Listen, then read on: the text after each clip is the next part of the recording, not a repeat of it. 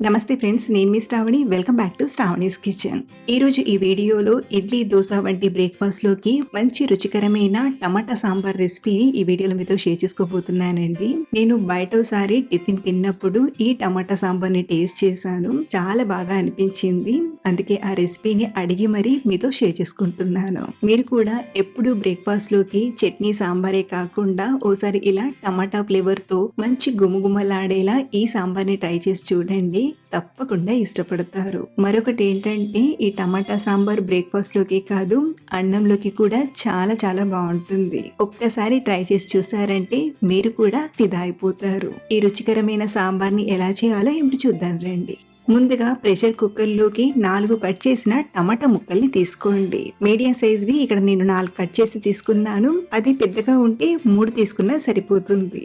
ఇందులోనే సన్నగా తరిగిన అరకప్పు ఉల్లిపాయ ముక్కల్ని, అలాగే కరివేపాకును తీసుకోండి. కరివేపాకు ఈ టమాటా సాంబార్లో మంచి టేస్ట్ ఇస్తుంది కాబట్టి డెఫినెట్ గా యాడ్ చేయండి. ఇందులోనే సన్నగా కట్ చేసిన 3-4 పచ్చిమిరపకాయ ముక్కల్ని, 1/2 టీ స్పూన్ పసుపుని, రుచికి సరిపడా ఉప్పుని, 7-8 పొట్టువలు చేసిన వెల్లుల్లిపాయల్ని తీసుకోండి.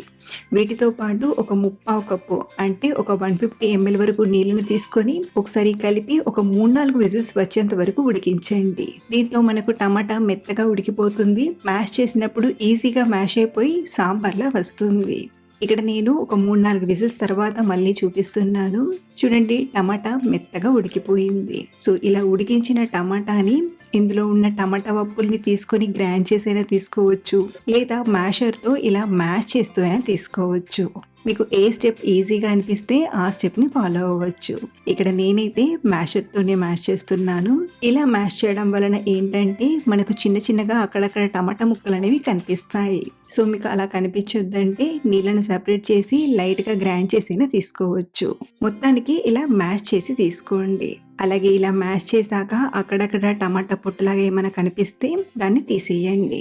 సో ఇలా తయారు చేసిన ఈ టమాటా ప్యూరీలోకి ఇక్కడ నేను 1-2 టేబుల్ స్పూన్ల చింతపండు రసాన్ని తీసుకుంటున్నాను. పులుపు పెద్దగా ఇష్టపడని వారు ఈ స్టెప్ ని స్కిప్ చేసేయచ్చు. కొంచెం పుల్లగా ఉండాలనుకుంటే మాత్రం కొద్దిగా చింతపండు రసాన్ని తీసుకోండి. అలాగే ఇందులోనే 1 టీ స్పూన్ కారాన్ని, 1/2 టీ స్పూన్ నుండి 1 టీ స్పూన్ వరకు సాంబార్ పొడిని తీసుకొని ఒకసారి బాగా కలిపి కన్సిస్టెన్సీకి సరిపడా నీళ్ళను తీసుకోండి. సుమారు ఇక్కడ నేను 300 ml నుండి 400 వరకు నీళ్ళను తీసుకుంటున్నాను. నీళ్ళు ఎన్ని అని కాదు, కానీ సాంబార్ చిక్కదనాన్ని, పులుపుని బట్టి నీళ్ళను తీసుకుంటే బాగా కుదురుతుంది. అలాగే ఈ సాంబార్ మరీ చిక్కగా ఉండదు, అలానే మరీ పల్చగా ఉండదు. కొంచెం మీడియం కన్సిస్టెన్సీగా ఉంటుంది. ఆ సాంబార్ని స్టవ్ పైన పెట్టి 5-6 నిమిషాలు బాగా మరిగించండి. ఇలా మరిగించేటప్పుడు మనకు స్టార్టింగ్ కొంచెం పల్చగా అనిపిస్తుంది. అలాగే ఇలా మరిగిస్తున్నప్పుడే ఈ సాంబార్ని కొంచెం చిక్కగా చేయడానికి ఒక చిన్న గిన్నెలోకి 1 టీ స్పూన్ బియ్యం పిండిని తీసుకొని కొంచెం నీళ్లు వేసి పిండి ముద్దలు లేకుండా బాగా కలిపి సాంబార్లోకి తీసుకోండి. ఇలా బియ్యం పిండి నీళ్ళను తీసుకున్నాక ఒకసారి అంతా కలిసేలా చక్కగా కలపండి. ఇలా కలిపాక ఇప్పుడు ఇందులోకి చిన్న బెల్లం ముక్కను తీసుకోండి. దీంతో మనకి టేస్ట్ అనేది చాలా బాగా వస్తుంది. ఇలా చిన్న బెల్లం ముక్కను తీసుకొని మరొకసారి బాగా కలిపి ఒక 5-6 నిమిషాలు మరగబెట్టండి.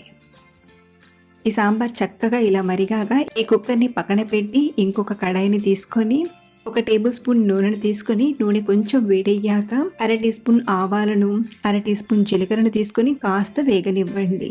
ఇవి కాస్త ఫ్రై అవ్వగానే ఇందులోకి ఒక 1/2 టీ స్పూన్ ఇంగువను, కొద్దిగా కరివేపాకును తీసుకొని పోపుని చక్కగా ఫ్రై చేసి మరగబెట్టిన టమాటా సాంబార్ని తీసుకోండి.